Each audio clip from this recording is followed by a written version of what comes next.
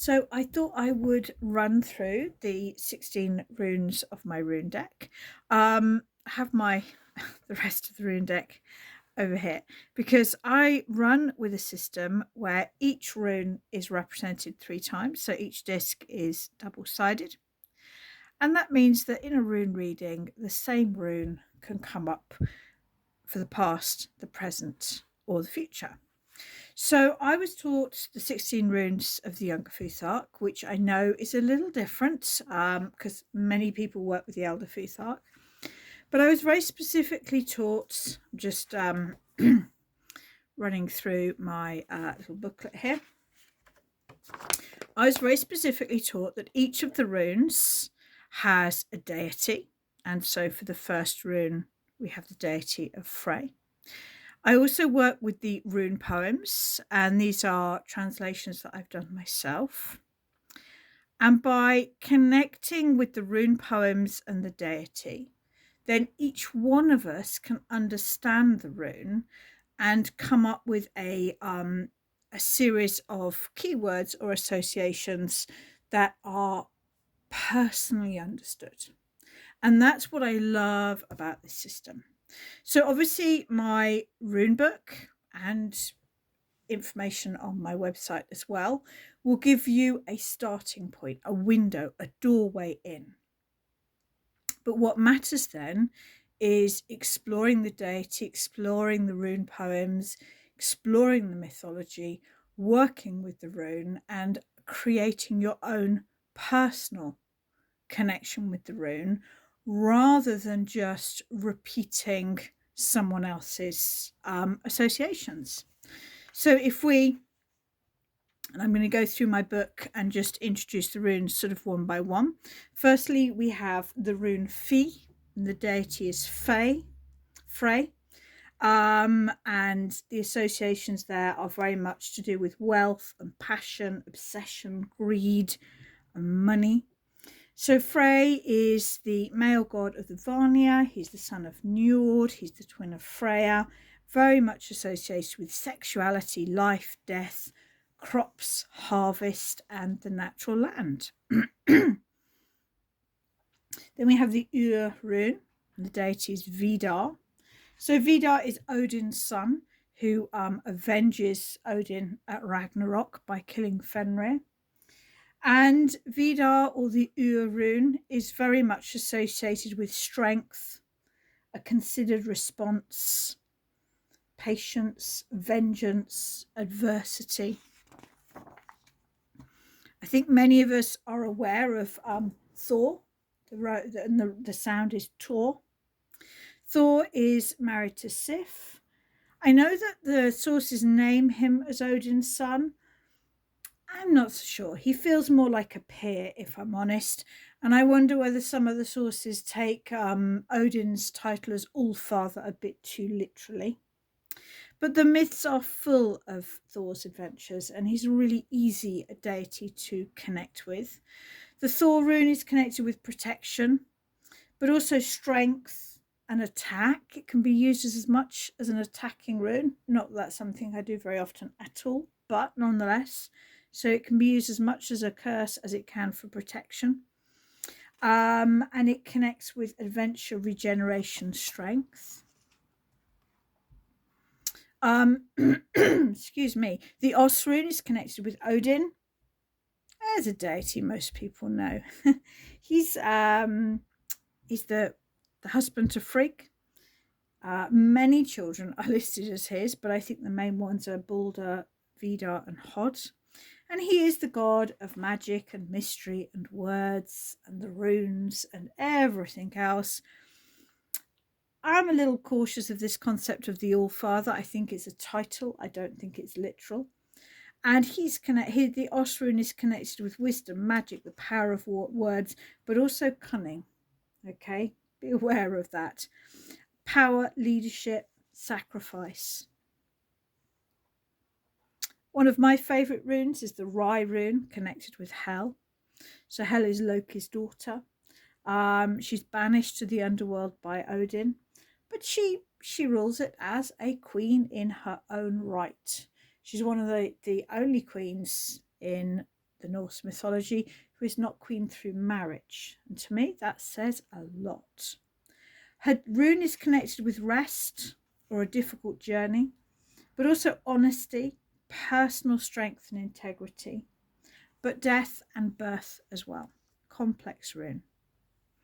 Another huge favourite of mine is the Kreft rune, associated with Loki.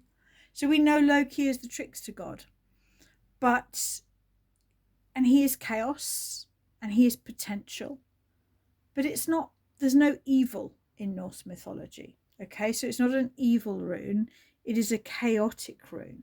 It is a rune where there are no guarantees where the outcome will bring you. So for me, I've got listed for the keywords chaos, transformation, deception, illness, problem solving, but also being out of control. The Hagel rune is associated with Heimdall. Move those out of the way. So Heimdall is the Aesir's watcher. He guards the Bifrost Bridge. He is a strange mix. He's connected with structure because he gave birth to the classes of men. But he's also a god associated with sudden change and the hailstorm. I've got him listed as structure, order, logic, sound and listening, knowledge, storms. Very, very complex.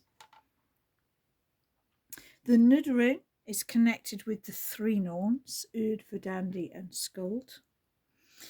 The rune poem tells us a lot about this rune, with this idea that need makes for a difficult situation, the naked freeze in the frost. So I've got this listed as need, compulsion, fate, but also opportunity and personal growth. A huge favourite of mine is Is, the rune for Skarve. Very much linked with potential and procrastination, with beauty and grief, with stasis and coldness, but also finding oneself again. The R rune is connected with Jord. Jord is suggested was Odin's first wife. She is the earth, not Mother Earth, but the earth beneath our feet, the wildness of Mother Nature, as it were. I connect her with the land, harvest, abundance, but also decay and the void and the dark, because Jord is the daughter of night, and she is nature in all her wildness. The Sol rune is connected with Balder. So rune it took me a long time to really get the hang of, because it's so easy to get lost in the myth of Balder and his death and his connection with the sun, that I found it quite hard to really connect with him on a personal level. When I did, I loved the Sol rune or Balder. And I've got him linked with love, harmony, justice, light, vulnerability, romantic love, but also with hubris. One of the problems with Balder was he believed he was invincible. The Tyr rune is connected, unsurprisingly, with Tyr. He's the god that, in the Binding of Fenrir, was concerned that Odin was basically creating a deceitful oath, and so offered his hand as a sacrifice for the greater good. A little bit different to Odin, who sacrificed for personal wisdom. Tyr is connected with truth, justice, fairness, rigidity, opposition, sacrifice, but also the power of words as well. The Bjork rune is connected with Frigg, who is, of course, the wife of Odin and the mother of Balder. But she is a powerful deity. What I love about Frigg is her practical wisdom. You know, in the myth of Balder, we've got Odin running in a frenzy around trying to understand the situation. But it is Frigg who rolled up her sleeves and got on with the job in hand.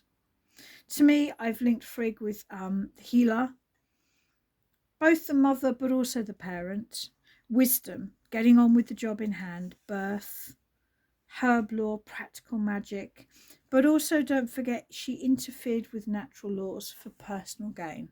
Okay, so there is that essence there of the smother love as well. Each of the runes has a positive aspect and a negative aspect. Okay, there are not good runes and evil runes. It is about understanding the balance in each rune. The Marn rune is connected with Freya, so that is Frey's twin. The feminine side of sort of the Vanir sexuality, if we like. She is the goddess of magic. She was the seer who taught Odin the practice of Lochside. And she can be connected to all women, and her name translates to lady, as phrase does to lord. And she's connected with magic and beauty, desire, but she's also a warrior.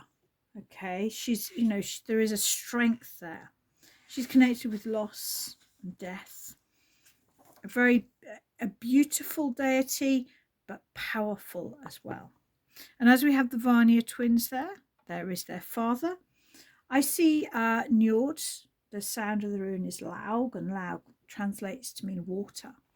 So I see Njord as gender fluid. I think he can present as male and female. And as the sound of his rune, Laug, or water, suggests, he's connected with water and the ocean. And the ocean brings wealth and trade. It's connected with journey and depths. So it's a powerful, old, ancient, primal rune.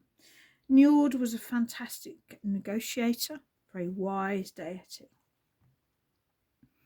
And then our last rune is sound is Ir, and the deity is Ul. So Ul, his myth seemed to have been lost to us. I have a feeling that he belonged to an earlier time.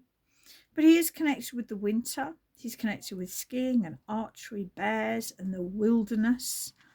And there seems to be a feeling that he ruled over Asgard in the winter months when Odin is off travelling. And to me, I have a feeling that he was probably the Allfather of an earlier generation lost in time. I connect his rune with solitude, patience, with the winter and the rest, and stored reserves. And there you go. My booklet is available either from Amazon as an ebook or a book, and also directly from my website as a booklet and a PDF. I'm still getting to grips with the Amazon process, so I do need to run through and check that all the prices are consistent worldwide. But you can get it either direct from me or from Amazon. And then basically for each of the runes, you've got the rune, the deities, the rune poems, a personal reflection on the deity, and then keywords. And then at the back, I think it depends whether it's the ebook or the book as to whether how to do a rune reading is at the front or the back, because it made a difference to the typesetting. But I do run through how to do a rune reading, and just a little bit about what a rune actually is. This book is not about historical knowledge. It is the wisdom of the runes, how I currently use them, which is formed from my teacher, and therefore through my teacher's lineage as well. But even more, it's just defined by practical, regular, daily use, both for myself and for clients. So I hope you've enjoyed this. There is also more free resources on my website, so do head over to my website and have a look, where you'll see there is a dedicated page for each of the runes.